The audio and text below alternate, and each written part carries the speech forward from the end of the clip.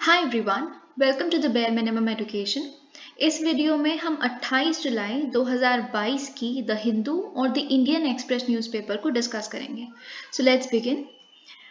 पहला आर्टिकल जो हम डिस्कस करेंगे उसकी हेडलाइन है SC upholds powers of arrest raid under PMLA. What is PMLA? Prevention of money laundering act. इसमें सुप्रीम कोर्ट ने ये बोला है, सुप्रीम कोर्ट ने अपहेल्ड किया है कुछ कोर अमेंडमेंट्स जो पीएमएलए में लाई गई थी 2019 में, जिन्हें प्रपोज किया गया था, जो इन्फोर्समेंट डायरेक्टरेट को कुछ ऐसी पावर्स देती हैं जिससे वो समन यानी कि किसी को भी अपने यहाँ पे हाजिर होने की ऑर्डर्स दे सकते हैं, किसी को भी अरेस्ट कर सकते हैं, कहीं भी रेड्स डाल सकते हैं। और ये अमेंडमेंट्स बेल को मिलना ऑलमोस्ट इम्पॉसिबल बना देता है।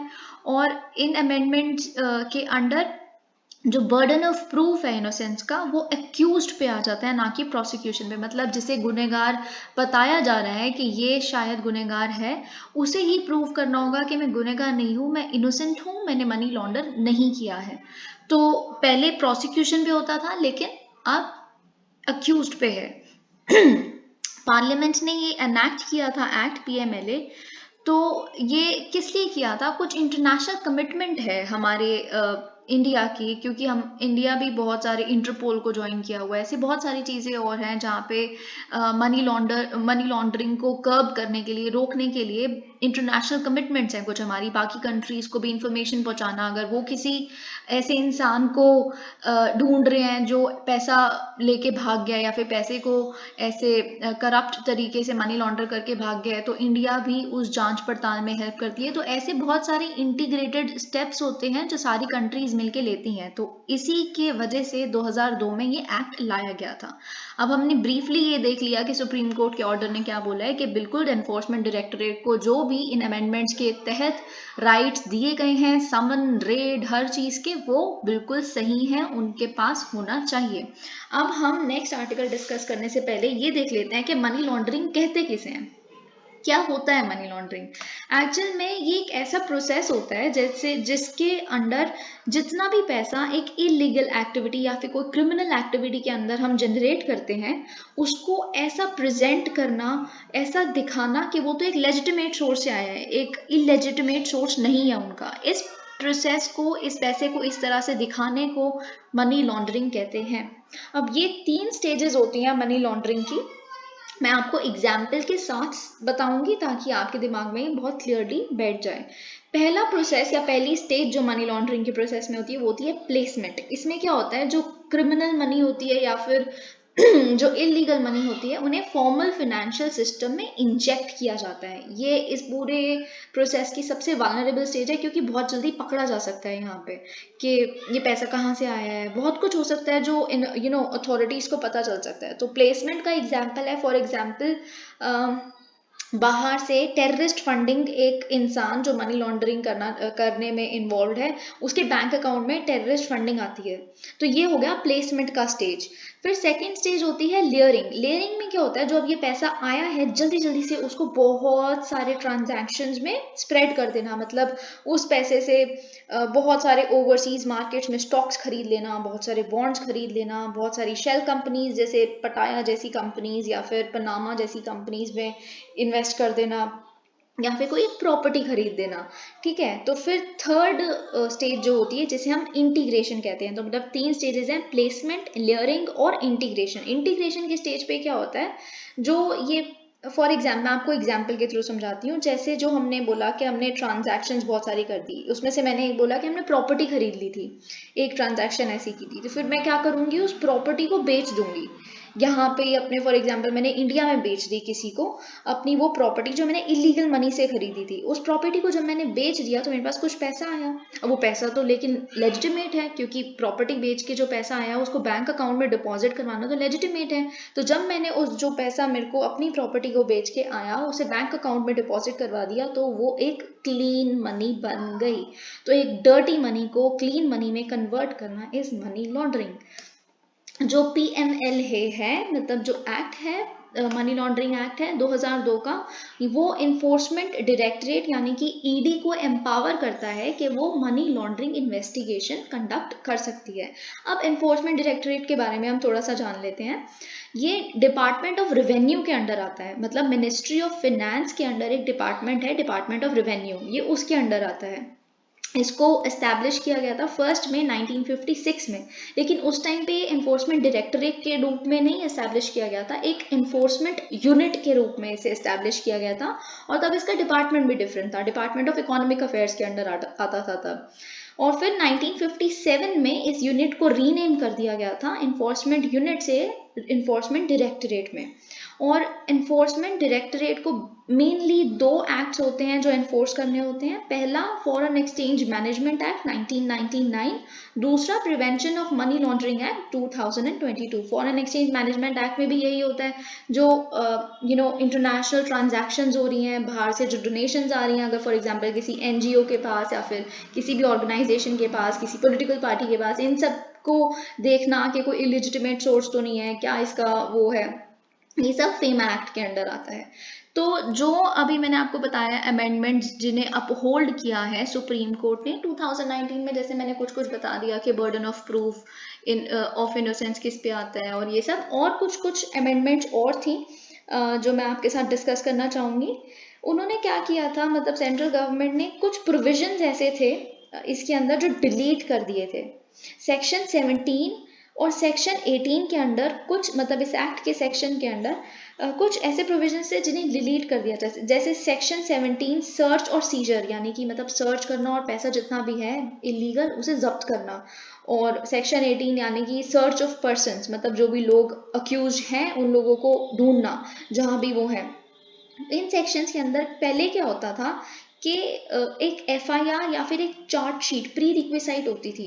जो भी कोई बाकी एजेंसीज हैं ऑथराइज जो इन प्रोब को कंडक्ट करने के लिए, अगर जब तक वो एफआईआर या फिर चार्ट शीट फाइल नहीं करेंगे, एनफोर्समेंट डायरेक्टरेट को नहीं बोलेंगे अब आप जाके ऐसे सर्च करो, तब तक एनफोर्समेंट डायरेक्टरेट खुद से जाके ऐसे सर्चेस नहीं कंडक्ट कर सकता था। लेकिन अब ये सारे प्रोविजन डिलीट कर दिए गए। इससे क्या हुआ कि जो मनी लॉन्ड्रिंग है एक स्टैंड अलोन क्राइम बन गया। स्टैंड अलोन क्राइम मतलब ये खुद में ही एक क्राइम है। बाकी एजेंसीज बोलेंगी कि ये केस चल रहा है, चलो हम इसके सारे पहलू देखते हैं। एक पहलू ये निकला कि इसके अंदर इस इंसान ने मनी लॉन्ड्रिंग में की हुई है, तो हम एक एफआईआर फाइल कर देते हैं, एक चार्जशीट फाइल कर देते हैं, लो ईडी अब आप सर्च कंडक्ट करो। अब ऐसा नहीं है, मनी लॉन्ड्रिंग बिल्कुल ईडी अपने ही हिसाब से ये केस उठा सकता है, इन्वेस्टिगेट कर सकता है, और अब ये पावर्स उसके पास है। दूसरा अमेंडमेंट जो उस टाइम पे प्रपोज हुआ था वो ये था कि सेक्शन 45 में जो एक एक्सप्लेनेशन और ऐड कर दी गई थी, जो ये थी कि जो सारे के सारे पीएमएलए के अंडर ऑफेंसेस होंगे वो कॉग्निजेबल हैं और नॉन बेलेबल हैं। अभी मैंने जैसे डिस्कस किया कि ये बेल एकदम इम्पॉसिबल बना देता ऑलमोस्ट, तो अब ये कॉग्निजेबल है और नॉन बेलेबल है। कॉग्निजेबल मतलब क्या होता है, अरेस्ट विदाउट वारंट। जो ऑफेंसेस के केस में वारंट की भी जरूरत नहीं होती अरेस्ट करने के लिए, जैसे कुछ serious crimes, murder, rape, dowry, तो उनको कॉग्निजेबल ऑफेंसेस कहते हैं। वारंट क्या होता है, वारंट होता है कि एक ऐसा डॉक्यूमेंट जो कोई लीगल अथॉरिटी या गवर्नमेंट अथॉरिटी देती है किसी भी बॉडी को, फॉर एग्जांपल इस जगह पे एनफोर्समेंट डायरेक्टरेट को, कि आप जाके इस इंसान को अरेस्ट कर सकते हो। तो ये basically it is a word of authority. Okay, let's move on to the next article. Replacement level fertility achieved. जो यूनियन मिनिस्टर ऑफ स्टेट है हेल्थ और फैमिली की, उन्होंने ये बोला है कि इंडिया ने रिप्लेसमेंट लेवल फर्टिलिटी अचीव कर ली है। इनफैक्ट 31 स्टेट और यूनियन टेरिटरीज ऐसी हैं जिनकी टोटल फर्टिलिटी रेट TFR, जिसे हम कहते हैं कि एक विमेन कितने बच्चे को जन्म दे सकती है, उसे हम TFR कहते हैं, वो 2.1 या उससे भी कम है। देखो जो हमारा, मैं आपको बता देती हूँ रिप्लेसमेंट लेवल फर्टिलिटी होती क्या है। Level of fertility at which a population exactly replaces itself from one generation to the next। एक मतलब इस नंबर के बच्चों को रिप्रोड्यूस करना, इस नंबर ऑफ बच्चों को प्रोड्यूस करना जो पहली जनरेशन में जितने नंबर ऑफ लोग थे, ये बच्चे बड़े होके उतने ही मतलब नंबर काउंट करें। एक सिंपल एग्जांपल देती हूँ आपको, जैसे हमारे मम्मी पापा के एज के जितने भी लोग हैं वो सारे 2 करोड़ हैं, टोटल मिला के। अब हमारे जिस उम्र के हम हैं उस उम्र की जनरेशन के जितने भी लोग हैं वो भी 2 करोड़ ही होने चाहिए। तो इसे कहते हैं कि एक जनरेशन दूसरी जनरेशन में इक्वल हो गया जो नंबर था, तो इसे हम रिप्लेसमेंट लेवल फर्टिलिटी कहते हैं। तो इन्होंने कहा है कि वो इंडिया ने अचीव कर ली है, तो हमें अब बहुत घबराने की ज़रूरत नहीं है। जैसे वर्ल्ड पॉपुलेशन डे वाले दिन एक ऐसी आपने स्टेटमेंट पढ़ी होगी कि UN के एक पैनल ने ये कहा था, जो वर्ल्ड पॉपुलेशन उसका यूनिट है, उन्होंने ये कहा था कि 2025 के अंडर से पहले पहले या 2025 तक हम चाइना को भी ओवरटेक कर लेंगे। तो वही कह रही है इतनी घबराने की बात नहीं है, अपने स्तर पे तो हम लोग पॉपुलेशन कंट्रोल कर ही रहे हैं। चाइना को ओवरटेक करने का रीज़न ये भी है कि चाइना में वो जो सिंगल चाइल्ड पॉलिसी वगैरह ऐसे बहुत सारे स्टेप्स थे जिनकी वजह से उनकी पॉपुलेशन बहुत कम होने लग पड़ी है। इनफैक्ट वो तो पॉपुलेशन बढ़ाने की कोशिश कर रहे हैं अपनी, क्योंकि अगर पॉपुलेशन कम हो जाएगी तो ओल्ड एज ग्रुप के लोग बढ़ते रहेंगे, मतलब आगे बच्चे अगर नहीं आएंगे तो फिर वर्कफोर्स कैसे आएगी यंग, तो जो यूथ है वो तो कम हो जाएगा, सारे बूढ़े लोग बढ़ जाएंगे, तो फिर वो एक वेल्दी नेशन कैसे बन पाएंगे। तो they are trying to work upon it also. Next देखते हैं, एक एडिटोरियल है। मैं आपको ये बताना चाहूँगी कि इसमें एक एडिटोरियल है जो तालमीज़ अहमद ने लिखा है, और ये एडिटोरियल वेस्ट एशिया में जो बाइडन की अभी 4 डे ट्रिप थी उसके ऊपर है। मैंने ये 27 जुलाई यानी कि कल के एडिटोरियल एनालिसिस में बहुत अच्छे से एक्सप्लेन किया है, आप प्लीज़ जाके उसको सुनिएगा। मैं ये वाला आर्टिकल एक्सप्लेन कर देती हूँ। Okay, the poor state of India's fiscal federalism. ये फिस्कल फेडरलिज्म के बारे में डिस्कस किया है कि सेंटर और स्टेट, फेडरलिज्म यही होता है ना, सेंटर और स्टेट के बीच में जो डिस्ट्रीब्यूशन ऑफ पावर है उसे फेडरलिज्म कहते हैं। तो यहाँ पे फिस्कल मतलब सेंटर और स्टेट के बीच में इकोनॉमिक पावर डिस्ट्रीब्यूशन, इसके बारे में डिस्कस किया हुआ है। ओके, पहले हम देखते हैं। While states lost their capacity to generate revenue by surrendering, okay, their expenditure too was distorted by unions intrusion particularly through it's, okay, ये इनका बेसिकली जो पूरे आर्टिकल का प्रीमाइज भी यही रहेगा। उन्होंने ये कहने की कोशिश की है कि स्टेट्स ने अपनी रेवेन्यू जनरेट करने की कैपेसिटी तो लूज कर ही दी थी जब उन्होंने जीएसटी रिजीम के अंदर खुद को सरेंडर कर दिया। ठीक है कि हम तैयार हैं जीएसटी के लिए, साथ ही साथ रेवेन्यू जनरेशन कैपेसिटी तो हाइंडर हुई, लेकिन एक्सपेंडिचर पैटर्न भी डिस्टॉर्ट हो गया था जब सेंट्रली स्पॉन्सर्ड स्कीम्स जो यूनियन गवर्नमेंट है बहुत ज़्यादा, हर स्कीम वो सेंट्रली स्पॉन्सर्ड स्कीम ही बनाने लग पड़े। तो सेंट्रली स्पॉन्सर्ड स्कीम में क्या होता है, एक होता है सेंट्रल सेक्टर स्कीम है ना, और एक होता है centrally sponsored scheme. Central sector scheme होता है उसमें सारा पैसा 100% it is borne by the central government. However in the case of central sector centrally sponsored schemes, centre कुछ पैसा देती है और बाकी पैसा जो होता है वो स्टेट्स को उस स्कीम पे खुद से लगाना होता है। तो फिर हम देखते हैं the ability of states to finance current expenditures from their own revenues। जो states की ability है अपने current expenditure को finance करने की, fund करने की अपने ही revenue से, वो decline हो गई है 69% जो 1955-56 में होती थी to less than 38% in 2019-20। भाई the expenditure of the states has been shooting up, their revenues did not। अब जैसे मैंने बताया बहुत सारी सेंट्रली स्पॉन्सर्ड स्कीम्स और बहुत सारे और खर्चे हैं जो स्टेट्स के बढ़ गए हैं, लेकिन रेवेन्यू तो बिल्कुल नहीं बढ़ा। रेवेन्यू बढ़ा नहीं तो, लेकिन एक्सपेंडिचर बढ़ गया तो फिस्कल डेफिसिट बढ़ गया। They still spend 60% of expenditure in the country, 85% in education and 82% in health. जो पूरे कंट्री में इस टाइम पे जितना भी रेवेन्यू और जितना भी एक्सपेंडिचर का जो डिस्ट्रीब्यूशन है उसमें से स्टेट 60% ऑफ एक्सपेंडिचर करती हैं। एडुकेशन आपको पता है कि एक वो उसमें लिस्ट में कॉन्करेंट लिस्ट में आती है, तो 85% उसमें जो एक्सपेंडिचर है वो स्टेट्स करती हैं, और आप लगा लीजिए 15% ही ऐसा एक्सपेंडिचर है जो सेंटर अपने कंधों पे लेती है, और 82% हेल्थ में, health again is a concurrent subject, तो इसमें भी 82% of expenditure is borne by the state governments themselves. Since states cannot raise tax revenues because of curtailed indirect tax rights subsumed in GST except for, अच्छा, तो revenue जो है states का वो 6% of GDP पे ही स्टैग्नेट हो गया है पिछले 10 सालों में। पिछले 10 सालों में ये इसलिए ऐसा हुआ है, स्पेशली जीएसटी के बाद ऐसा हुआ है, क्योंकि जीएसटी में आप इनडायरेक्ट टैक्स खुद ले ही नहीं सकते ना, क्योंकि आपको इकट्ठा करके पहले सेंटर को देना है, फिर सेंटर डिस्ट्रीब्यूट करेगी जो भी डिवाइसिव पूल है उसमें से।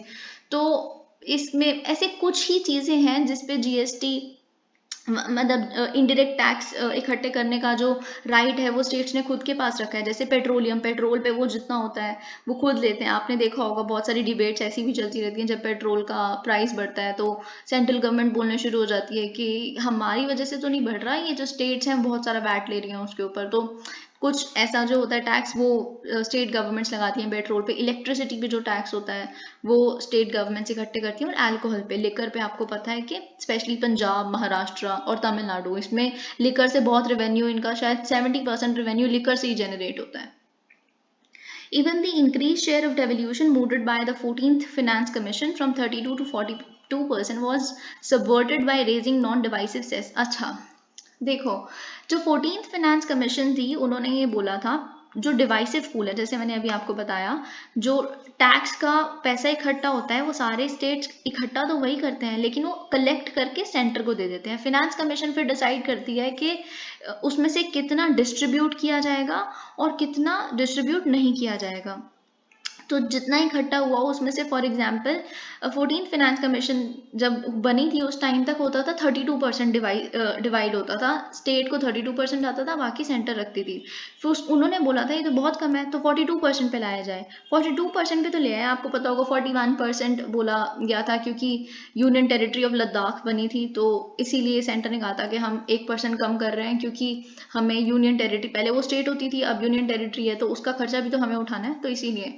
तो वो तो हो गया, लेकिन घुमा फिर आके सेंटर अपना जो टैक्स शेयर है वो बढ़ा लेती है। कैसे? सरचार्ज और सेस लिवाई करके, जो स्टेट गवर्नमेंट्स के साथ शेयर नहीं किया जाता, वो एक नॉन डिवाइसिव पूल के अंडर आ जाता है। तो सेस और शेयर क्या होता है? सेस होता है एक goal oriented Levi. For example एक गोल होता है जिसके लिए वो पैसे इकट्ठा करती है सरकार, और सिर्फ उसी गोल पे उस पैसे को लगाया जाता है जो इकट्ठा किया जाता है। फॉर एग्जाम्पल स्वच्छ भारत सेस, तो जब स्वच्छ भारत मिशन आया तो उसके लिए, उसको इम्प्लीमेंट करने के लिए जितना भी पैसा चाहिए था तो लोगों से हर चीज़ पे थोड़ा थोड़ा सा सेस लिया गया था कि ठीक है 2% 3% जो भी आपका खर्चा है उसमें से एक टैक्स देके फिर जितना भी होगा स्वच्छ भारत मिशन को फंड किया जाएगा। फिर ऐसी सरचार्ज क्या होता है? Surcharge is tax on tax. मतलब सरचार्ज का कॉन्सेप्ट बेसिकली बहुत बड़ी बड़ी कॉरपोरेट ऑर्गेनाइजेशंस वगैरह जो बहुत सारे वेल्दी लोग हैं उनके ऊपर लगता है, क्योंकि ये टैक्स ऑन टैक्स मतलब जैसे फॉर एग्जाम्पल बहुत ज़्यादा वो पैसे कमा रहे हैं, अब इक्वालिटी तो मेंटेन करनी है ना पूरी सोसाइटी में, कहीं बहुत रिच हो जाएंगे कहीं बिल्कुल गरीब रह जाएंगे, तो इसको थोड़ा बैलेंस आउट करने के लिए सरचार्ज का कॉन्सेप्ट आता है। सरचार्ज जैसे अगर कोई वो 35% टैक्स भर रही है, 100 रुपये अगर किसी भी ऑर्गेनाइजेशन का अगर 100 रुपये बनता है टैक्स जो वो अपनी प्रॉपर्टी पे देंगे, तो फिर 100 रुपये पे भी थोड़ा सा और परसेंट टैक्स, 5% टैक्स, 8% टैक्स ऐसा गवर्नमेंट लेती है ताकि वो थोड़ा सा टैक्स और फालतू भरे बाकी से, ताकि उनकी जो इनकम है वो बहुत ज़्यादा ना बढ़ रहा है और सोसाइटी में इक्वालिटी मेंटेन रहे। तो सरचार्ज और सेस दोनों ही सेंट्रल गवर्नमेंट के पास जाते हैं, ना कि स्टेट गवर्नमेंट्स के पास शेयर होते हैं। This non divisive pool in the centre's gross tax revenue shot up to, हाँ बस इन्होंने यही बताया कि 2020 में ये जो नॉन डिवाइसिव पूल था ग्रॉस टैक्स रेवेन्यू का 15.7% चला गया, जो पहले 2012 में अराउंड 9.43% होता था। Alright. In addition the recent drastic cut, और फिर इसके एडिशन में जो कॉर्पोरेट टैक्स है, कॉर्पोरेट टैक्स आपको पता होगा कि डायरेक्ट टैक्स होता है, तो उसको भी कम कर दिया फिनेंस मिनिस्टर ने बजट में। तो फिर जो वो डिवाइसिव पूल है वो और श्रिंक हो गया। और फिर जो जीएसटी कॉम्पनसेशन है स्टेट की, अब उसके 5 साल भी आपको पता है कि अब खत्म हो गए। अब जीएसटी जब आया था तो उन्होंने बोला था कि 5 साल जो भी आपको हानि होगी जीएसटी के आने की वजह से रेवेन्यू में, वो 5 साल सेंट्रल गवर्नमेंट ने बोला था कि हम आपको देंगे। लेकिन अब वो कॉम्पनसेशन का पीरियड भी खत्म हो गया, तो और ज़्यादा प्रेशर है स्टेट गवर्नमेंट्स पे, बिसाइड्स दीज स्टेट्स टू पे डिफरेंशियल। और इसके अलावा और प्रेशर जो स्टेट की फिजिकल स्टेबिलिटी पे है वो ये है कि जब इन लोगों को खुद से अपना एक्सपेंडिचर फंड करने के लिए मार्केट से बोरो करना पड़ता है कुछ भी, या फिर रिजर्व बैंक या फिर बाकी बैंक से, तो फिर वो क्या करते हैं कि उनको डिफरेंशियल रेट ऑफ इंटरेस्ट मिलता है। वैसे 7% यूनियन गवर्नमेंट को मिल रहा है लेकिन स्टेट गवर्नमेंट्स को 10% मिलता है। तो इससे क्या होता है, अब 10% इंटरेस्ट है या उस पे, तो जो आरबीआई के पास जो सरप्लस कैश इकट्ठा होना शुरू हो जाता है। कैसे? क्योंकि वो वहां से तो बहुत पैसा आ रहा है, स्टेट्स अपना 10% इंटरेस्ट भी तो देंगी बोरो किए हुए मनी पे, वो टाइम टू टाइम उसे सबमिट करवाते रहते हैं आरबीआई के पास, तो फिर आरबीआई के पास बहुत सारा सरप्लस कैश हो जाता है। फिर आरबीआई क्या करता है, आने वाले टाइम में जो सरप्लस कैश है उससे क्या करता है, सेंट्रल गवर्नमेंट जो ट्रेजरी बिल्स इशू करते हैं, जो शॉर्ट टर्म बॉन्ड्स होते हैं उसे इशू करती हैं, वो उससे खरीद लेता है, उसको उसमें इन्वेस्ट कर देता है, जो स्टेट से पैसा आया उसको। फिर इससे क्या होता है कि जो स्टेट गवर्नमेंट्स की फंड्स हैं उससे यूनियन गवर्नमेंट को फायदा होता है। Bye turning states into mere implementing agencies. Okay, और ये चीज़ और बताइए कि स्टेट गवर्नमेंट्स का तो कोई से भी नहीं होता सेंट्रली स्पॉन्सर्ड स्कीम्स में। इसका जो ड्राफ्ट है, सब कुछ है, वो प्रिपेयर कौन करता है, सेंटर करता है। वो बस कह देते हैं कि आपको इम्प्लीमेंट करना है। तो इससे क्या होता है, जो स्टेट्स की ऑटोनॉमी है वो भी कर्ब हो जाती है। और यहाँ पे काउंट दिया हुआ है कि 131 सेंट्रली स्पॉन्सर्ड स्कीम्स हैं जो अभी फिलहाल अपने इम्प्लीमेंटेशन स्टेज में है, जिसमें स्टेट्स इन्वॉल्व हैं। State spend 25% to 40%। हाँ, बस उन्होंने ये बताया है कि 25% टू 40% वो सेंट्रली स्पॉन्सर्ड स्कीम्स में स्टेट्स अभी अपना खर्च कर रही हैं, अपनी तरफ से कंट्रीब्यूट करती हैं। और ये भी बताया है कि सेंटर क्या करती है कि कुछ स्टेट स्कीम्स होती हैं जो देखो, जितनी भी स्टेट स्कीम्स होगी ना वो बहुत ही पर्सनल टच के साथ आती हैं। जब स्टेट गवर्नमेंट सिलेक्ट की जाती हैं तो जो वहाँ पे लोग रह रहे हैं, जो इलेक्ट होते हैं, गवर्नमेंट बनाते हैं, उन्हें बहुत अच्छे से पता है कि उनकी कॉन्स्टिट्यूएंसीज में, उनके राज्य में क्या क्या प्रॉब्लम है, किस तरह की प्रॉब्लम है। इसीलिए उन्हें पता होता है कि यहाँ पे किस तरह की स्कीम्स ज़्यादा वेलफेयर कर पाएंगी। तो उनका एक बहुत ही पर्सनलाइज्ड वो होता है स्कीम पैटर्न। लेकिन क्या होता है, सेंट्रल गवर्नमेंट क्या करती है कि अपनी स्कीम्स को ज़्यादा प्रेसिडेंस देती है ओवर द स्टेट स्कीम्स, उनको ज़्यादा इंपॉर्टेंस देती है ओवर द स्टेट स्कीम्स, जबकि फ़ायदेमंद ज़्यादा स्टेट स्कीम्स होती हैं। यही हिस्ट्री भी कहती है। इनफैक्ट हाँ, इन्होंने भी यही बोला है कि हमेशा से ऐसा हुआ है कि जो स्टेट स्कीम्स हैं वो ज़्यादा बेनिफिशियल प्रूव होती हैं लोगों के लिए, rather than the other centrally sponsored schemes या फिर सेंट्रल सेक्टर स्कीम्स, क्योंकि वो डेमोक्रेटिक इम्पल्सेस से वो होती हैं, ड्रिवन होती हैं। वही मैंने आपको बताया, क्योंकि उन्हें ज़्यादा पता है कि उनके स्टेट में क्या प्रॉब्लम चल रही है, और बहुत सारी इनोवेशंस कर पाते हैं जो नेशनल लेवल पे मतलब नहीं पॉसिबल। तो वो क्या करते हैं, जैसे महाराष्ट्र में एक एम्प्लॉयमेंट गारंटी स्कीम है जो एमजी नरेगा का ही एक और बेहतर वर्जन महाराष्ट्र में होता है, जो अर्बन लेवल पे भी वो लोग एम्प्लॉयमेंट गारंटी देते हैं। ऐसी नून मील्स हैं तमिलनाडु में। तो ऐसे कुछ कुछ एग्जाम्पल्स होते हैं जो स्टेट अपने लेवल पे बहुत इनोवेटिव करती हैं। वर्ल्ड इनइक्वालिटी रिपोर्ट ने ये एस्टिमेट किया था कि जो इंडिया में ratio of private wealth to national income increase from 290% in 1980 to 555% in 2020, one of the fastest such increases in the world. पूरे संसार में से one of the fastest increase हुआ है इंडिया के केस में प्राइवेट वेल्थ का रेशो टू नेशनल इनकम। मतलब प्राइवेट वेल्थ आप लगा लीजिए, अगर 100% नेशनल इनकम है तो प्राइवेट वेल्थ जो है वो उससे 5 गुना ज्यादा है, 555% हमने देखा। तो आप लगा लीजिए ये कितनी तेजी से, जो पहले सिर्फ और सिर्फ शायद 300% 290% अराउंड होता था, वो आज इतने लेवल पे बढ़ गया है। इतनी जल्दी यहाँ का जो प्राइवेट लॉट है, रिच लॉट है, वो बहुत ज्यादा बढ़ रहा है। और जो गरीब है वो गरीब के गरीब ही हैं। जो पुअरेस्ट हाफ है पॉपुलेशन का, उन्हें 6% से भी कम वेल्थ का हक है इस टाइम पे। उनके पास पूरे वेल्थ में से सिर्फ 6% ऑक्यूपाई करते हैं वो, और जो टॉप 10% है वो 2/3 ऑफ द इंडियन वेल्थ पे उनका इस टाइम पे कब्जा है। India has a poor record in taxing. और ऊपर से आपने, ठीक है, सरचार्ज वगैरह तो होता है, बहुत कुछ होता है, लेकिन अभी India has a very poor record of taxing its rich. बहुत कम वो टैक्स इवेजन हो जाता है, बहुत सारी चीज़ें होती हैं। तभी पनामा पेपर्स जैसी चीज़ें आपने देखा होगा, वो बाहर पार्क करने लग पड़ते हैं अपने पैसे। शेल कंपनीज, बहुत सारी चीज़ें ऐसी हैं जो वो अपना तरीका ढूंढ ही लेते हैं। या फिर कॉर्पोरेट टैक्स कट आ गए हैं उनको, जबकि ज़्यादा टैक्स मतलब लेना चाहिए, लेकिन there are very methods which hinder it further. If taxing on agriculture income was resisted, अब 1970s में क्या था, इन्होंने ये बताया है कि जो एग्रीकल्चर सेक्टर था वो बहुत ज़्यादा प्रॉस्पर कर रहा था, ये तो आपको पता ही है। तो उस टाइम पे लेकिन एग्रीकल्चर सेक्टर से टैक्स नहीं लिया जाता था। अब इस टाइम पे 1990s के बाद से, जब से हमने ओपन इकोनॉमी की तरफ शिफ्ट किया, तब से कॉर्पोरेट क्लास है वो बहुत ज़्यादा प्रॉस्पर कर रही है, लेकिन उनको हम टैक्स कट करी जा रहे हैं, कॉर्पोरेट टैक्स स्लैश करी जा रही है हर बार ये गवर्नमेंट।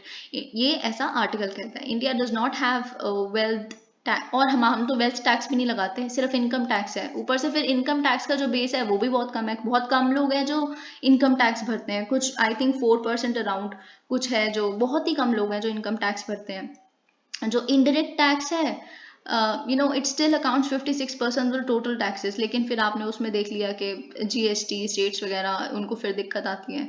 तो ये कहना चाह रहा है कि हमें बल्कि स्ट्रेंथन करना चाहिए डायरेक्ट टैक्सेशन को, लेकिन उसकी जगह यूनियन गवर्नमेंट ने कॉर्पोरेट टैक्स को 35% या 25% में तब्दील कर दिया 2019 के बजट में।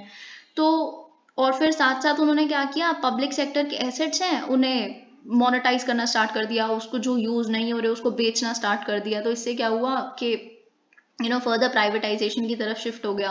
In some India's fiscal federalism driven by political centralization has deepened socio-economic inequality। तो इन्होंने ये कहा है कि अगर टोटालिटी में देखें, जो इंडिया की फिजिकल फेडरलिज्म है, जो पॉलिटिकल सेंट्रलाइजेशन उन्होंने करंट रजीम के लिए कहा है, जो सारे हक अपने हाथों में ले रही है, पॉलिटिकली सब कुछ सेंट्रलाइज कर रही है, वो इकोनॉमिकली भी सब कुछ सेंट्रलाइज कर रही है, और इससे सोशो इकोनॉमिक इनइक्वालिटी बढ़ रही है। अब मैं लास्ट पैराग्राफ पढ़ना चाहूंगी। If there was anything that alleviated poverty, reduced inequality, and improved the well-being of the people, these were the time-tested schemes of the state governments, but they are now under threat. Okay, let's move on to the next article. आप अगर पहली video इस channel की देखेंगे जाके, जो शायद 23 जुलाई को डली थी, उस पर मैंने बहुत ही अच्छे से पूरा रुपी डेप्रिसिएशन और सारे कॉन्सेप्ट्स समझाए हैं, आप प्लीज़ जाके उन्हें सुने। लेकिन यहाँ पे बहुत ही ब्रीफली, बहुत ही प्रिसाइसली कुछ फैक्टर्स ऐसे, मेरे ख्याल से 7 फैक्टर्स ऐसे हैं जो इन्होंने 7 फैक्टर्स ऐसे हैं जो इन्होंने डिस्कस किए हैं कि रुपी अंडर प्रेशर क्यों है। तो हम देख लेते हैं फटाफट से। Taking a hit, several currencies have taken a beating on the wake of a long drawn war in Ukraine and the steep hike in interest rates by the okay। इन्होंने बस ये बोला है कि बहुत सारी कंट्रीज में हम देख रहे हैं कि मतलब डेप्रिसिएशन हो रहा है उनकी करेंसी का, क्योंकि यूक्रेन और रशिया का वॉर की वजह से भी बहुत ज़्यादा इन्फ्लेशन है। और यूएस फेडरल रिजर्व ने क्या किया, इस इन्फ्लेशन के काउंटर में उन्होंने इंटरेस्ट रेट बढ़ाने स्टार्ट कर दिए हैं, तो इस इन्फ्लेशन को रोकने के लिए। जिससे क्या हो रहा है कि जो इंटरेस्ट रेट बढ़ाने की वजह से क्या हो रहा है कि जो रुपी है वो अब, पहले जो डेप्रिसिएशन क्या होता है, अगर पहले 70 रुपए $1 खरीद पाता था, तो अब 80 रुपए $1 खरीद पाता है। तो इससे रुपी की जो वैल्यू है डॉलर के अगेंस्ट, डॉलर के सामने, वो कम हो गई है पहले से। तो जो रुपी है, it has actually gotten weakened by 7.5% as far as 2022 is concerned, जब से स्टार्ट हुआ है हिस्टोरिकली। इनफैक्ट सिर्फ रुपी ही ऐसी नहीं है जो हिट हुई है, बहुत सारी करेंसीज, जो आप लगा लीजिए, जो यूरो है वो पहले डॉलर से ज़्यादा स्ट्रॉन्ग होती थी। क्या होता था कि $1.2, $1.3 ऐसा होता था, वो एक यूरो को खरीद पाता था। लेकिन आप यूरो देखिए, यूरो तक इतना, पाउंड तक अब बहुत कम हो चुका है डॉलर के सामने। So every currency is weakening. कुछ एशियन कंट्रीज जैसे कोरियन करेंसी वगैरह ऐसी हैं, वो तो 10% नीचे गिर चुकी हैं पहले के मुकाबले। जैसे हमारी 7.5% हमने देखा, वो 10% से भी ज़्यादा। अब सेकेंड पॉइंट इन्होंने डिस्कस किया है वो परसिस्टेंट आउटफ्लोज।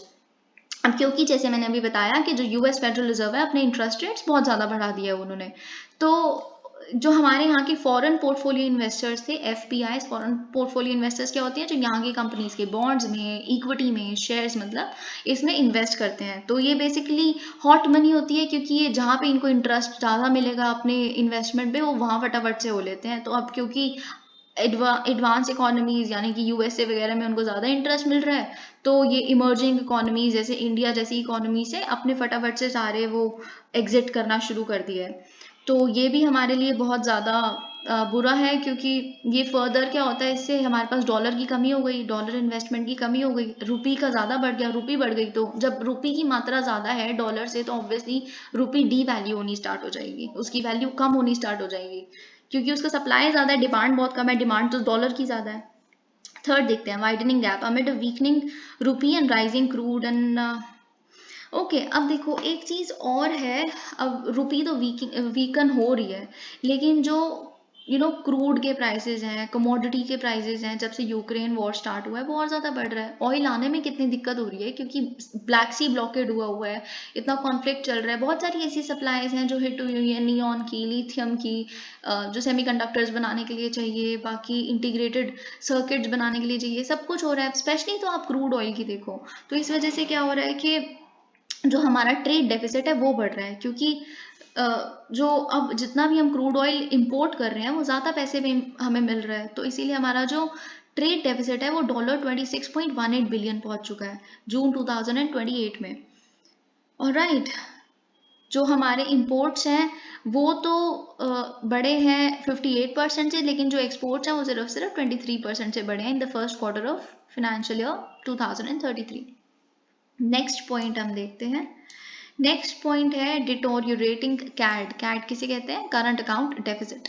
तो हमारा जो करंट अकाउंट डेफिसिट है, पहली बार अब पिछले कुछ सालों में ऐसा हुआ है कि वो इतना ज़्यादा हमारा करंट अकाउंट डेफिसिट बढ़ गया है। पहले क्या होता था, जो हम सर्विस करते थे, फॉर एग्जांपल एजुकेशनल सर्विस जो हम बाहर वालों को दे रहे हैं, बहुत सारी ऐसी सर्विसेज थी, इंजीनियरिंग सर्विसेज, तो इससे क्या होता था, हमारा कैड था वो बैलेंस रहता था। अभी बताते हैं कि होता क्या है। Widening trade deficit causes the current account deficit. अभी हमने देखा कि ट्रेड डेफिसिट बढ़ गया है, तो जिस वजह से जो एक्सपोर्ट्स हैं वो कम हो रहे हैं लेकिन इम्पोर्ट ज़्यादा हो रहा है। इम्पोर्ट की जो पैसे लग रहे हैं वो ज़्यादा, इम्पोर्ट बिल बढ़ रहा है ना। इम्पोर्ट चाहे मात्रा कितनी भी हो, मात्रा पहले जितनी हो, लेकिन उसका वो प्राइस तो बढ़ रहा है, तो इसीलिए इम्पोर्ट का वो ज़्यादा है, एक्सपोर्ट्स कम हो रहे हैं, तो ट्रेड डेफिसिट की वजह से करंट अकाउंट डेफिसिट और ज़्यादा बढ़ रहा है।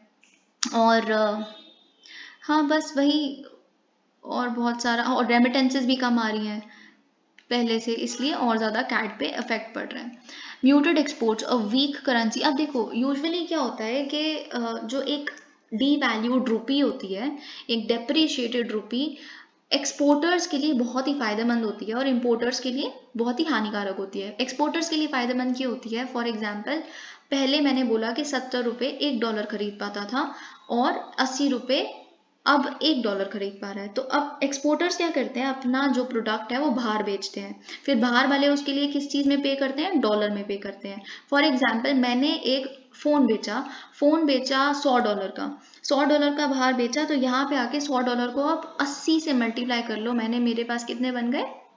$8,000 बन गए। लेकिन पहले अपनी कंट्री में इसकी वैल्यू होती $7,000। तो इसीलिए मैं तो फायदे में हूँ, क्योंकि मैं तो हूँ तो इंडियन ही ना, यहाँ पे ही रहना है मैंने, तो मेरी जो लाइफस्टाइल है वो और बेहतर हो जाएगी अगर मैं जो हमारा रुपी है वो और डी वैल्यू हो जाएगा। इम्पोर्टर्स के लिए क्यों हानिकारक होता है? इम्पोर्टर्स के लिए इसलिए हानिकारक होता है क्योंकि ये बाहर से इम्पोर्ट करते हैं। फॉर एग्जाम्पल, मैं एक इम्पोर्टर हूँ और यहाँ पे बेचती हूँ, तो मैं इंपोर्ट करूँगी, एक फ़ोन ही ले लेते हैं, मैंने इंपोर्ट करना है फ़ोन $100 का। अब उस $100 को देने के लिए मुझे $8,000 देने हैं, जो पहले $7,000 देने पड़ते थे, तो इसीलिए मेरा लाइफ स्टाइल डिग्रेड हो जाएगा। लेकिन अब ऐसा है कि अब हमने देखा कि एक्सपोर्ट्स भी कम हो रहे हैं, तभी तो ट्रेड डेफिसिट बढ़ रहा है। तो क्यों हो रहा है? क्योंकि सप्लाई नहीं है।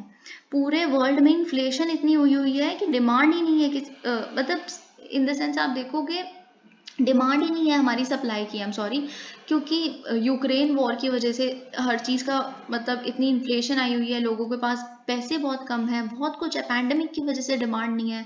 तो जब डिमांड ही नहीं है तो एक्सपोर्ट कैसे करोगे? एक्सपोर्ट तो और ज़्यादा इफेक्ट होंगे ही ना। ये वही इम्पोर्ट कवर। अब इन्होंने ये बोला है कि अब आरबीआई ने क्या किया, आरबीआई ने बोला कि हम हैं, कोई बात नहीं, हम अपने फॉरेक्स रिजर्व जितने हैं हम इंपोर्ट करने में उसे हेल्प करेंगे। लेकिन ये करते करते हमारा जो $642 बिलियन अक्टूबर 2021 में फॉरेक्स का हमारा वो होता था, मार्क होता था, it has fallen to $573 billion in July 2022। तो अब आप ये देख सकते हैं, जो हमारा इम्पोर्ट कवर है, इम्पोर्ट कवर क्या होता है कि आप कितने महीने तक अपने पास जो आपके पास फॉरेक्स रिजर्व है उससे आप कितने महीने तक इंपोर्ट कर सकते हैं लगातार, कितने कितने महीनों का कवर वो प्रोवाइड करता है वो फॉरेक्स। तो हमारे पास अब सिर्फ और सिर्फ 9.5 मंथ्स का इंपोर्ट कवर है। Let's move on to the next article. Okay, अब इन्होंने ये बोला है कि centre is set to amend the warehousing act. तो फूड और पब्लिक डिस्ट्रीब्यूशन मिनिस्ट्री ने ये बोला है, सजेस्ट किया है कुछ amendments warehousing development and regulation act of 2007 क्या ऐसी अमेंडमेंट्स हैं? अब देखो, जो संयुक्त किसान मोर्चा है जिसने अभी फार्म प्रोटेस्ट लीड किया था, ये फियर कर रहे हैं कि ये जो पहले जो फार्म लॉज अपील हो गए थे जो हमारे प्रोटेस्ट के द्वारा, ये एक इनडायरेक्ट मेथड है ऐसे वेयर हाउसिंग एक्ट को अमेंड करने का, मतलब एक करके वही घुमा फिरा के वही सिचुएशन लाना चाहते हैं, ऐसा फार्मर्स का वो है। लेकिन ये ऐसी क्या अमेंडमेंट्स है जो लाना चाहते हैं? To make registration of godowns compulsory. पहले क्या होता था? ऑप्शनल होता था। अपने वेयर हाउसिंग जितनी भी थर्ड पार्टीज हैं, प्राइवेट कंपनीज हैं जो अपने गोडाउन खोलना चाहती हैं, उनका रजिस्ट्रेशन पहले कंपल्सरी नहीं होता था, ऑप्शनल होता था, लेकिन अब ये कंपल्सरी कर देंगे। अब जो भी होगा वो हाँ, जितने भी ऑफेंसेस होंगे, मतलब फॉर एग्जांपल अगर किसी प्राइवेट कंपनी का वेयर हाउस है, मतलब जो जहाँ पे फार्मर्स अपना वो स्टोर करते हैं, जिनके पास जगह नहीं है अपने पास रखने के लिए अपनी जितनी भी वो है उत्पादित फूड ग्रेन्स हैं, तो वो क्या करते हैं, कभी कभी हड़प लेते हैं, कभी कभी कब्जा कर लेते हैं उन चीज़ों पे। अगर ऐसे कुछ ऑफेंसेस है उस पर पेनल्टी बहुत ज़्यादा बढ़ जाएगी। और इन्होंने मतलब एक अमेंडमेंट ये है कि शायद जेल टर्म या फिर जेल का प्रोविजन बिल्कुल ख़त्म ही कर देंगे as a means of punishment, कोई और पेनल्टी बढ़ा देंगे, ऐसा कर देंगे, जेल को कम से कम यूज़ करने का ऐसा अमेंडमेंट लाएंगे। हाँ, बस अभी ये सब देख लिया। हाँ, लेकिन इसमें एक और लूप होल है, सेंट्रल गवर्नमेंट के पास कुछ पावर्स ऐसी होंगी कि वो कहीं क्लासेस ऑफ वेयर हाउसेस को एग्जेम्प्ट भी कर सकते हैं कि उन्हें अथॉरिटी से रजिस्टर करने की ज़रूरत है नहीं। अब मैं आपको थोड़ा सा बता देती हूँ कि ये जो warehousing development and regulation act है 2007 वाला, तो वेयर हाउसेस, देखो वेयर हाउसेस ये क्यों लाया गया था बेसिकली। एक तो इन्होंने यहाँ पे warehousing development and regulation authority बनाई जो ये सारी चीज़ें एडमिनिस्टर करेंगी कि सब कुछ अच्छे से चल रहा है, कोई इलीगली परेशान तो नहीं कर रहा पीजेंट्स को, छोटे छोटे फार्मर्स को कोई धमकाता तो नहीं, जितने भी प्राइवेट कंपनीज हैं, ऐसी चीज़ों के लिए। तो एक और कॉन्सेप्ट 2011 में इस एक्ट में ऐड किया गया था जिसे नेगोशिएबल वेयर हाउसिंग वो कहते हैं, रिसीप्ट कहते हैं, NWR। उसमें क्या था कि फॉर एग्जाम्पल मैं एक फार्मर हूँ, तो मेरे पास जितनी भी मैंने इस बारी उपज हुई है, मेरे पास 4 बोरियाँ 6 बोरियाँ जितनी भी, वो मैंने एक वेयर हाउस में रखवा दी। ठीक है, उस स्टोर हाउस में या फिर वेयर हाउस में जब मैंने रखवाई, तो अब क्या है, मेरे पास मुझे कुछ और भी उगाना है, कुछ और उगाना है, लेकिन अभी मेरे पहले वाली वो तो बिकी नहीं, पहले वाली तो मैंने अपनी वेयर हाउस में रखी हुई है, मेरे पास पैसे नहीं है। अब पैसे नहीं है तो अब मुझे उसको बेचना पड़ेगा पहले पहले वाले ग्रेन्स को, तभी तो मेरे पास पैसे आएंगे। लेकिन फिर जब सबको पता है, बाहर वाले ट्रेडर्स को पता है, खरीदवार को पता है कि मुझे पैसों की ज़रूरत है ताकि मैं आगे की उपज कर सकूं, तो वो बोलेंगे नहीं, हम तो इतने कम पैसों में ही लेंगे। तो फिर एक जो गरीब फार्मर्स होते हैं, स्मॉल एंड मार्जिनल फार्मर्स होते हैं, वो बेचारे डिस्ट्रेस सेल करने लग पड़ते हैं। डिस्ट्रेस सेल मतलब कि हमें पैसों की बहुत ज़रूरत है, चलो आप थोड़े में ही ले लो, मतलब फिर वो ऐसे डेट में घुसे रहते हैं और बहुत कुछ बहुत बुरा हो जाता है।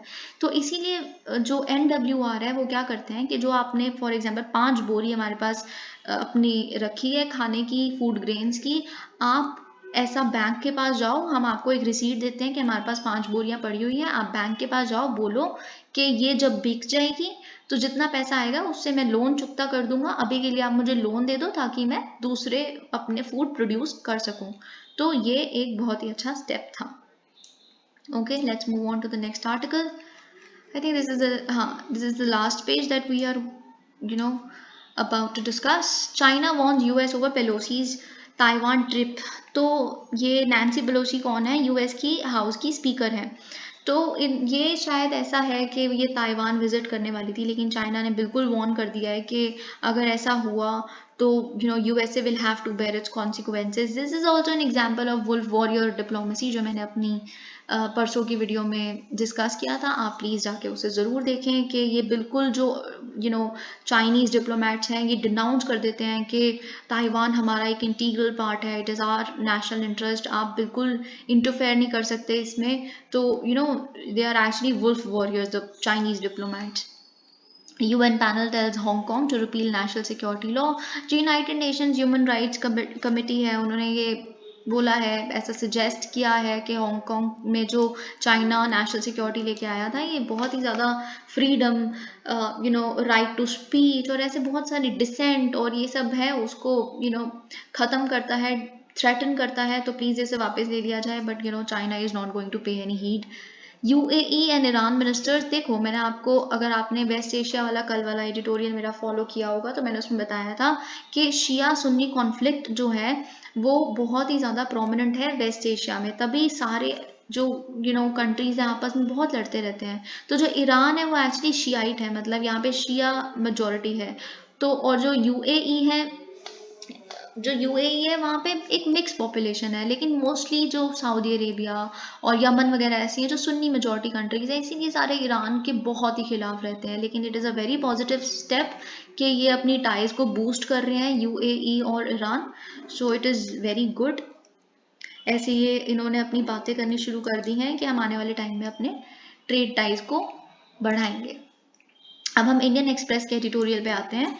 यहाँ पे मैंने आपको, अगर आपने मेरे कल वाली न्यूज़ फॉलो की होगी तो उसमें सबसे पहला आर्टिकल ही ये था कि सुप्रीम कोर्ट ने ऐसा सेंट्रल गवर्नमेंट को सजेस्ट किया था कि आप प्लीज़ फिनेंस कमीशन से डिस्कस करें, फिनेंस कमीशन से प्लीज़ पूछें कोई ऐसा तरीका है जो पॉलिटिकल पार्टीज पोल कैंपेन्स के दौरान ऐसे ऐसे कमिटमेंट्स कर देते हैं कि हम ये फ्री देंगे वो फ्री देंगे, तो इसको कर्ब करने का कोई तरीका प्लीज़ फिनेंस कमीशन से डिस्कस करिए। तो मैंने एंड में तब ये भी कहा था कि एन के सिंह ने इस पर एक बहुत ही एन के सिंह कौन है, हमारे 15th फिनेंस कमीशन के चेयरमैन थे।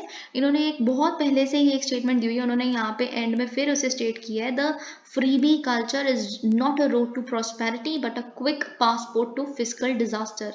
ये मैंने कल भी स्टेटमेंट बोली थी, जबकि ये स्टेटमेंट कल नहीं आई थी, but I had read it somewhere and he has mentioned it again.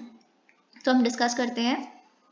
N K Singh ने ये बोला है कि अपने प्राइम मिनिस्टर ने एक रीसेंट एड्रेस में, रीसेंट स्पीच में बहुत ही एंग्विश एग्जिबिट किया है रेवड़ी कल्चर पे, जैसे फ्रीबीज कल्चर कहते हैं। फ्रीबीज मतलब फ्री में कुछ देना, प्रॉमिस करना कि हम अगर आ गए तो हम बहुत ही कम टैक्स लेंगे या फिर हम जीरो टैक्स लेंगे और हम फ्री में इलेक्ट्रिसिटी देंगे, फ्री में पानी देंगे। ऐसा जैसे आपने श्रीलंका में अभी देखा, ऐसा ही गोताबाया राजापाक्सा ने प्रॉमिस किया था, उन्होंने इनफैक्ट इम्प्लीमेंट भी किया। दे वर वेरी ग्रेट लीडर फिर उनका आप इकोनॉमिक क्राइसिस देख सकते हैं आज के टाइम पे। तो यही मोदी जी ने भी कहने की कोशिश की थी कि ये रेवड़ी कल्चर इज़ नॉट गुड। और ये सिर्फ खाली एक हॉलो स्पीच नहीं थी मिस्टर मोदी की, ये इसकी बैकिंग एक आरबीआई की रिपोर्ट ने भी की थी रिसेंटली, जो स्टेट के फाइनेंसेस पे, आपने अगर 2-3 महीने पहले भी देखा होगा, आरबीआई एक रिपोर्ट ऐसी लेके आए थे जिन्होंने बोला था कि जो स्टेट के फाइनेंस की कंडीशन है, जब इकोनॉमिक क्राइसिस अभी श्रीलंका का स्टार्ट हुआ था तभी ये रिपोर्ट आई थी, जिसमें ये कहा था कि स्टेट के फाइनेंसिस की कंडीशन तो बिल्कुल वैसी ही है जैसे पंजाब का उन्होंने एग्जाम्पल लिया था, एक दो स्टेट्स का स्पेशली और एग्जाम्पल लिया था जो बिल्कुल श्रीलंका में कन्वर्ट हो सकते हैं। They can be another Sri Lankan example if they do not really mend their freebie culture. तो इन्होंने ऐसा कहा था। और हाँ, और आरबीआई ने ये कहा था कि ऐसी बहुत सारी फ्लॉड पॉलिसीज हैं, तभी ये स्टेट के फाइनेंस है वो ढंग से नहीं हो पा रहे अपने स्टेबल कंडीशन में। Something that is given to you without, ये आपको बताती हूँ मैं, ये किसने कहा था, हाँ, something that is given to you, ये इन्होंने अपनी एक स्पीच में कहा था दिल्ली स्कूल ऑफ इकोनॉमिक्स में, एनके सिंह ने ही। Something that is given to you without having to pay for them, especially as a way of attracting your support for or interest in something. Freebie क्या होता है, जो आपको दिया जाता है जिसके लिए आपको खुद से कुछ पे नहीं करना होता, ताकि वो आपके सपोर्ट को अट्रैक्ट कर सकें, इसे फ्रीबी कहते हैं। एल्बर्ट आइंस्टाइन ने ऐसा एनके सिंह कहते हैं, एक बार ही मेंशन किया था, sometimes one pays most for the things one gets for nothing. कभी कभी ऐसा होता है कि हमें सबसे ज़्यादा भुगतान उस चीज़ का करना पड़ता है जिसके लिए हमें कभी पे करना ही नहीं पड़ा था, जो हमें फ्री में मिली थी। तो ये एक बहुत ही डीप मीनिंग इन्होंने प्रेजेंट करने की कोशिश की है कि इससे हमारी जो इंडिया की इकोनॉमी है, स्टेट की इकोनॉमी है, आप फ्री में दे तो रहे हो, लोग फ्री में अभी सब कुछ ले तो रहे हैं, लेकिन कल को सबसे ज़्यादा भुगतान भी लोगों को ही करना पड़ेगा। जैसे अगर हम अभी श्रीलंका में देख रहे हैं, सबसे ज़्यादा प्रोटेस्ट देखिए आप, उनकी हालत देखिए एक बारी, they are on streets and they have no food, no electricity, nothing. जिस इलेक्ट्रिसिटी को उन्होंने बहुत ही कम टैक्सेस में लिया, जो फ्री में मिली, वो आज इलेक्ट्रिसिटी है ही नहीं उनके पास। So this was what NK Singh meant. अब उन्होंने इस मिलाइस का कॉन्सिक्वेंसेस बताए हैं। पहला कॉन्सिक्वेंस उन्होंने ये बताया है, it will upset India's quest for sustainable development. ये आगे और बहुत ही उन्होंने डिटेल में डिस्कस किया है। हमारे सस्टेनेबल डेवलपमेंट की जो कमिटमेंट है जो हमने COP21 में पेरिस में ली थी, और इंटरनेशनल सोलर अलायंस के दौरान COP26 जो ग्लासगो में हुआ था, जो एक इंडिया ने कंसेंसस दिया था कि हम एक ऐसे पाथ पे चलेंगे जो इंटर जनरेशनल इक्विटी के तरफ होगा और अपनी डेवलपमेंट को भी एनहांस करेगा। तो ये, लेकिन ये फर्दर ऐसा करना, एक ऐसी सस्टेनेबल डेवलपमेंट के भी दो प्रेडिकामेंट्स हैं, दो और चीज़ें हैं जिस पे ये बेस्ड हैं। मैं आपको अभी इक्विटी और इक्वालिटी में डिफरेंस भी बताऊंगी और इंटर जनरेशनल इक्विटी भी बताऊंगी। पहले हम थोड़ा सा ये देख लेते हैं। To begin with an increase in the percentage of renewable energy in our energy consumption. देखो, सस्टेनेबल डेवलपमेंट सबसे पहले तभी होगी, हम इस पाथ पे तभी चल सकते हैं जब हम अपने रिन्यूएबल एनर्जी का जो काउंट है, उसका जो शेयर है, वो अपने एनर्जी कंजम्पशन में बढ़ा दें और फॉसिल फ्यूल की एनर्जी का कंजम्पशन कम कर दें। While subsidies are being promoted in one form or the other by way of free electricity, the deteriorate okay, इन्होंने ये बोला है कि बहुत सारे सब्सिडीज वगैरह तो मिल रही हैं, लेकिन आप एक बारी स्टेट डिस्कॉम्स का, यानी कि स्टेट डिस्ट्रीब्यूशन कंपनीज की एक बार उनका फिनेंशियल हेल्थ तो देखो। आप ये तो सोचो कि हम कह देंगे चलो हमने रिन्यूएबल एनर्जी प्रमोट करनी है, solar power, wind power. Solar power, wind power थोड़ा तो महंगा है ना कोल बेस्ड पावर से। उसके स्टेट डिस्ट्रीब्यूशन कंपनी अभी डेट में इतनी ज़्यादा है, आए दिन उस पर कोई कमेटी बैठती है कि आप उनके फिनेंशियल हेल्थ के लिए कुछ करिए कुछ करिए, लेकिन अब और आप उनको कह दोगे कि आप रिन्यूएबल एनर्जी, आपको 50% रिन्यूएबल एनर्जी रखनी है, तो कहाँ से खरीदेंगे? You understanding it, right? तो दीज प्रोमिसेस आर वैलिड। उन्होंने ये बोला है जो स्टेट्स ऐसी या फिर जो भी ऐसी पॉलिटिकल पार्टीज ऐसे प्रोमिस करते हैं, ये वो फिर तब तक ही वैलिड होता है जब तक उन्हें ये नहीं पता चलता कि हम बहुत ही फिस्कली कंस्ट्रेंड हो गए हैं और हमें इन बेनिफिट्स को विड्रॉ करना है, और ऐसा ही होता है mostly. Delhi government's decision to make the electricity subsidy optional. जैसे दिल्ली गवर्नमेंट ने स्टार्टिंग में, जब ये लोग इलेक्ट हुई थी ये सरकार, तो उन्होंने बोला था कि जो सब्सिडी स्ट्रक्चर होगा वो यूनिवर्सल होगा, सबको मिलेगा, मतलब ये फ्री इलेक्ट्रिसिटी। लेकिन आने वाले टाइम में उन्होंने क्या किया, उन्होंने ऑप्ट आउट कर लिया। अगर आप एक दिल्ली रेजिडेंट है तो अगर आपको पता होगा, जो कॉर्पोरेट क्लास है, जो बिजनेस क्लास है, उनकी फैक्ट्रीज, उनकी बहुत सारी और चीज़ें उसमें उनको नहीं मिलती। इनफैक्ट उनसे तो बहुत ज़्यादा टैक्स लिया जाता है और उन्हीं से टैक्स लेके फिर बाकियों में डिस्ट्रीब्यूट किया जाता है। तो they have made it kind of optional. In fact हाँ, जैसे मैंने अभी आरबीआई की रिपोर्ट में बताया था कि पंजाब का एग्जाम्पल लिया गया था उस टाइम पे, इधर भी यही लिखा है कि आरबीआई ने बोला था कि पंजाब के केस में फ्री पावर प्रॉमिस है, वो कहाँ से, फिर आप वो कैसे स्टेट एक सस्टेनेबल पैटर्न ऑफ ग्रोथ पे चलेगी? ठीक है, आप पता है क्या, मतलब आप कुछ कंज्यूमर्स के लिए प्राइस बिल्कुल कम कर दो, फिर आप दूसरों से ओवरचार्ज करने लग पड़ो। जैसे मैंने अभी बताया कि इंडस्ट्रियल और कमर्शियल कॉन्ट्रैक्ट्स हैं, वो बहुत ज़्यादा उस पर टैक्स लेते हैं। इनफैक्ट उनकी इलेक्ट्रिसिटी बिल आप कभी देखना, छोटा सा भी, अगर आपकी कहीं किसी ऐसी जगह पे कोई फैक्ट्री है बिल्कुल छोटी सी भी, उनको ज़्यादा टैक्स भरना पड़ता है। कभी कभी तो वो यूज़ भी नहीं करते, फॉर एग्जाम्पल 2-4 दिन बंद है, वो अपने आप टैक्स जुड़ता रहता है मीटर बंद पे भी। So this is how it is working. उन्होंने बोला फिर आप ऐसा करके, जैसे अब दिल्ली का एग्जांपल लो, ठीक है, आप उनसे ज़्यादा टैक्स ले रहे हो, लेकिन आप कंपेटिटिवनेस भी तो कम कर रहे हो। फॉर एग्जांपल एक फैक्ट्री को अब पहले से ज़्यादा टैक्स भरना पड़ रहा है इलेक्ट्रिसिटी पे, तो अब ज़्यादा उस पर प्रेशर पड़ रहा है। छोटे बिजनेसमैन भी होते हैं, सब बहुत सारे बड़े बड़े अंबानी टाटाज नहीं हैं सब, है ना, बहुत छोटे छोटे लेवल पे भी अपने छोटे स्केल के बिजनेसेस कर रहे हैं। उनसे आप जब टैक्स ही इतना ज़्यादा लेने लग पड़ोगे, तो फिर वो कम से कम लोग एम्प्लॉय करेंगे, कम से कम एम्प्लॉय करेंगे लोग, तो फिर एम्प्लॉयमेंट कम होगी तो प्रोडक्टिविटी कम होगी, तो कंपेटिटिवनेस कम हो जाएगी। आप इनडायरेक्टली अपने ही इकोनॉमिक डिजास्टर को न्योता दे रहे हो। Equally the inability of discoms, हाँ बस वही जो मैंने आपको बताया था कि डिस्कॉम्स कहाँ से रिन्यूएबल एनर्जी अफोर्ड करेंगे। सेकंड उन्होंने ये बताया है कॉन्सिक्वेंस होगा, तो सेकंड उन्होंने बेसिकली कॉन्सिक्वेंस डिस्कस करते करते ये भी बताया है कि जो मोदी गवर्नमेंट है सेंट्रल लेवल पे, उन्होंने मतलब उन्होंने वेलफेयर को अपना प्रायोरिटी रखा है, ना कि फ्रीबी कल्चर को। मतलब वो ये डिस्टिंग्विश करना चाहते हैं फ्रीबीज और जो सोशल क्लास ऐसी जो इतनी वेल ऑफ नहीं है, उनके वेलफेयर में एक डिफरेंस होता है, जो मोदी गवर्नमेंट बहुत अच्छे से बैलेंस मेंटेन किया, ऐसा ये आर्टिकल कहता है। Modi government seeks to address the challenge of inequity by ensuring access to wide range of basic facilities. जैसे मोदी गवर्नमेंट ने बैंकिंग, जैसे आप जनधन योजना देखेंगे, इलेक्ट्रिसिटी, आप हर घर बिजली योजना से सहज हर घर बिजली योजना देखेंगे, housing, PM Awas Yojana, insurance, या फिर ऐसी जितनी भी है, कुकिंग फ्यूल, है ना, ये सारी जितनी भी देखेंगे आप, ये सही स्टेप्स हैं, ऐसा ये आर्टिकल कहता है। Again, removing this inequity to access helps boost the productivity of a population. उन्होंने बेसिकली जब पहली बार सहज बिजली हर घर योजना के उसमें जब पहली बार किसी को इलेक्ट्रिसिटी देखने के लिए मिली, तो उन्होंने एक्सेस के इशू को वो किया, पूरा किया। एक्सेस मतलब पहले उनके पास कभी था ही नहीं, इलेक्ट्रिसिटी कभी थी ही नहीं, इलेक्ट्रिफिकेशन और रूरल एरियाज में कभी थी ही नहीं।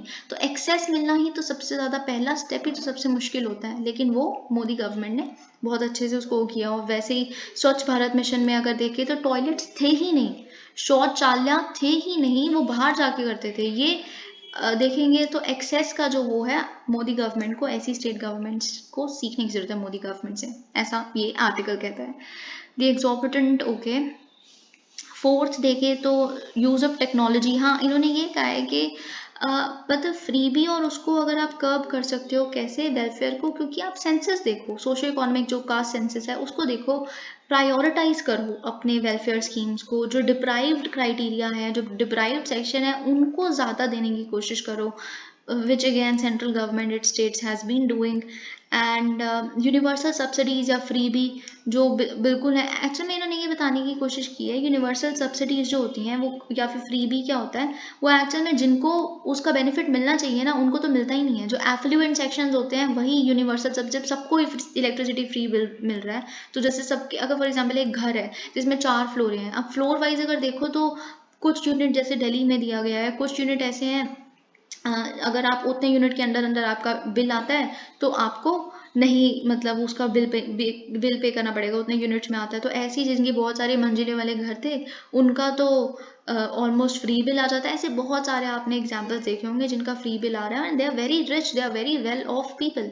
तो उन they are cornering the actual result and the actual benefits. लेकिन जो फॉर एग्जाम्पल एक घर है छोटा सा, अब वहाँ पे थोड़ी सी ज़्यादा पावर कंज्यूम हो जाती है, जस्ट बिकॉज एक ही फ्लोर है, एक ही वो है, तो उनको बिल पे करना पड़ता है। वैसे ही दिल्ली का एक और एग्जाम्पल दिया हुआ है, बहुत सारे घर ऐसे हैं जो लोअर स्ट्राटा को बिलोंग करते हैं, वो अभी भी एक्सपेंसिव टैंकर्स, अगर आप छोटी छोटी झुग्गी वाली एरिया देखोगे वहाँ पे पानी अभी भी बहुत महंगे महंगे टैंकरों में आता है, क्योंकि एक्सेस का इशू नहीं एड्रेस किया ना अभी तक, ऐसा ये आर्टिकल कहता है। एक्सेस का इशू क्योंकि वाटर टैप कनेक्शन ही नहीं है, आप वाटर टैप कनेक्शन प्रोवाइड करो ना, एक्सपेंसिव टैंकर्स क्यों नहीं लेने की जरूरत पड़ी, जैसे जल जीवन मिशन में हुआ है। तो और जो दिल्ली जल बोर्ड है उसकी सप्लाई बहुत लिमिटेड है, तो फ्री वाटर पॉलिसी क्या करेगी जब उनके पास वाटर टैप कनेक्शन ही नहीं है। तो आप पानी फ्री दे रहे हो लेकिन जब टैप ही नहीं है तो उस फ्री पॉलिसी का क्या फ़ायदा। तो फिफ्थ इन्होंने जो इशू डिस्कस किया है वो ये कहा है कि एक्सपेंडिचर प्रायोरिटाइजेशन। अब जब आप अपना फ्री इलेक्ट्रिसिटी, फ्री वाटर आपकी प्रायोरिटी बन गई एक्सपेंडिचर की, तो बाकी चीज़ें और हैं जो आपके जो बहुत इंपॉर्टेंट है और प्रायोरिटी होनी चाहिए एक गवर्नमेंट की, लेकिन फिर आपका ध्यान वहाँ से हट गया, ग्रोथ से, डेवलपमेंट से, बहुत सारी चीज़ों से। तो ये भी एक कॉन्सिक्वेंस हो सकता है। Six is the debilitating effect of freebies on the future of manufacturing and employment. I just discussed it कि मैन्युफैक्चरिंग और एम्प्लॉयमेंट कैसे होता है, क्योंकि आप उनसे टैक्स ले रहे हो, उनकी कंपेटिटिवनेस कम हो जाती है। Then I will read this. PM's recent remarks about the perils of freebies culture should serve as a timely reminder to those promising fiscally imprudent and unsustainable subsidies. His opposition to this culture should not be misconstrued as an objection to extending state support to citizens, especially the lower strata. Rather, PM Modi has demonstrated a successful model. वही मैंने बताया, the freebie culture is जो मैंने statement बताई। Thank you so much. If you like the analysis, please like the video and share it with your friends, and also subscribe to my channel. Thank you.